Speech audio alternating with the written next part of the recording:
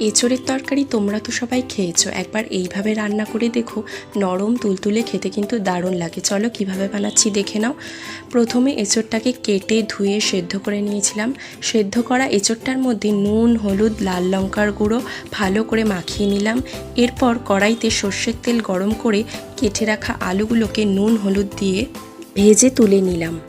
এরপর সেই তেলেই আমি কিন্তু এঁচোড়গুলোকেও ভালো করে লাল লাল করে ভেজে তুলে নিয়েছিলাম। এরপর কড়াইতে আবারও একটু সর্ষের তেল দিয়ে লবঙ্গ, এলাচ, দারচিনি দিয়ে তার মধ্যে কেটে রাখা পেঁয়াজগুলোকে দিয়ে ভালো করে নাড়াচাড়া করে লাল লাল হয়ে আসলে তার মধ্যে আদা, রসুন, কাঁচা লঙ্কার পেস্ট দিয়ে দিলাম। এবার আবারও একটু হলুদ, লাল লঙ্কার গুঁড়ো, ধনে গুঁড়ো দিয়ে তারপর টমেটোর একটা পেস্ট বানিয়ে রেখেছিলাম সেটাও দিয়ে দিলাম। এবার কিছুক্ষণ নাড়াচাড়া করে তেল ছেড়ে আসলে ভেজে রাখা আলু আর এঁচোড়গুলোকে দিয়ে সামান্য জল দিয়ে ফুটিয়ে নিলেই তৈরি আমাদের এঁচোড়ের তরকারি। সার্ভ করার জন্য একটু উপর দিয়ে ধনেপাতা ছড়িয়ে দিয়েছিলাম। রেসিপিটা কেমন লাগলো অবশ্যই জানিও, কিন্তু ভালো থেকো, সুস্থ থেকো, টাটা।